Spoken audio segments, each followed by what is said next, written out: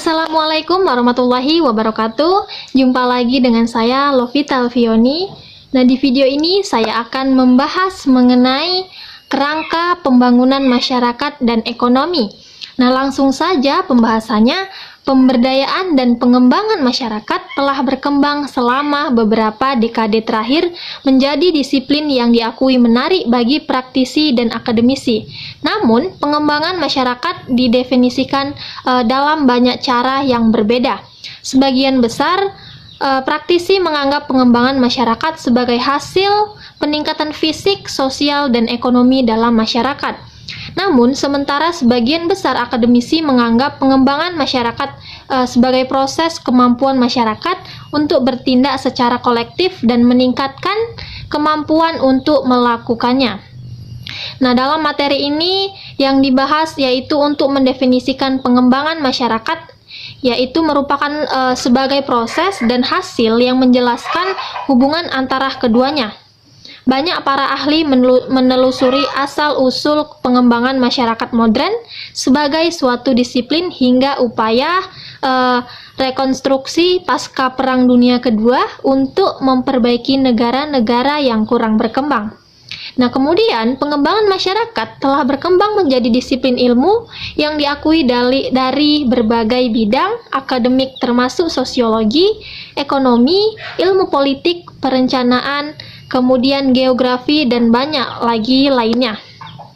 Nah, istilah pemberdayaan dan pengembangan masyarakat banyak digunakan oleh akademisi, profesional, dan warga negara dari semua lapisan masyarakat dan memiliki definisi yang hampir sama banyaknya dengan penggunanya.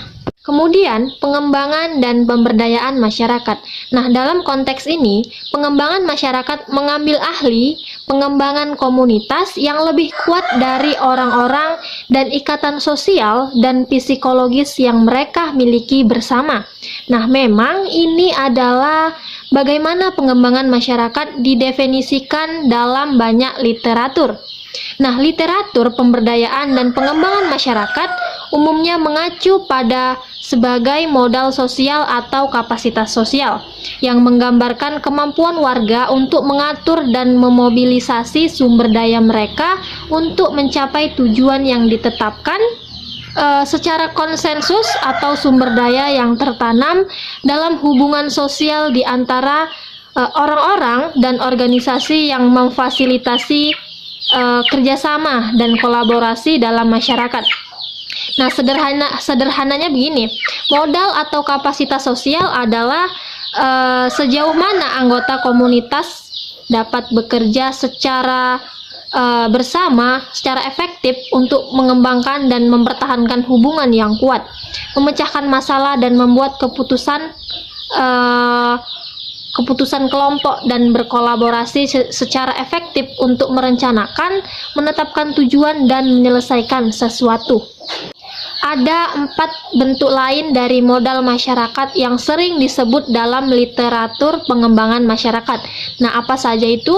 Yang pertama, modal manusia seperti pasokan tenaga kerja, keterampilan, kemampuan, dan pengalaman. Lalu, apalagi modal selanjutnya yaitu modal fisik, seperti gedung, jalan, dan infrastruktur. Lalu, modal keuangan. Yang ketiga, modal keuangan, seperti lembaga keuangan masyarakat dan pinjaman mikro, serta juga bank pengembangan masyarakat. Nah, yang terakhir, nomor 4, modal lingkungan, sumber daya seperti sumber daya alam, cuaca, serta kesempatan rekreasi. Nah, seluruh jenis modal komunitas itu sangat penting. Namun, sulit untuk membayangkan sebuah komunitas membuat banyak kemajuan tanpa modal atau kapasitas sosial pada tingkat tertentu. Nah, semakin banyak modal sosial yang dimiliki suatu komunitas, semakin besar kemungkinan komunitas tersebut dapat beradaptasi dan mengatasi kekurangan dalam jenis modal komunitas lainnya.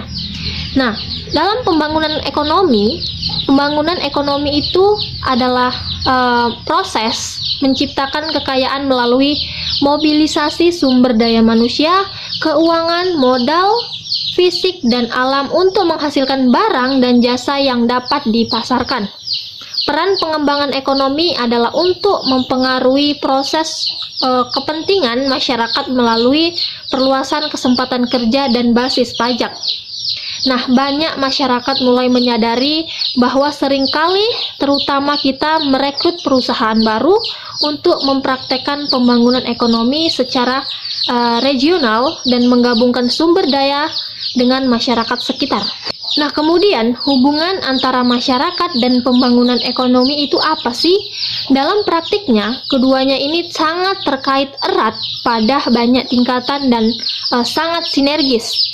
Tujuan pengembangan masyarakat yaitu untuk menghasilkan aset yang dapat digunakan untuk meningkatkan masyarakat, dan tujuan pembangunan ini adalah untuk memobilisasi aset-aset tersebut. Nah, keduanya ini didefinisikan mengacu pada aset modal masyarakat yang sama seperti manusia, keuangan, dan fisik atau lingkungan, juga sumber daya alam.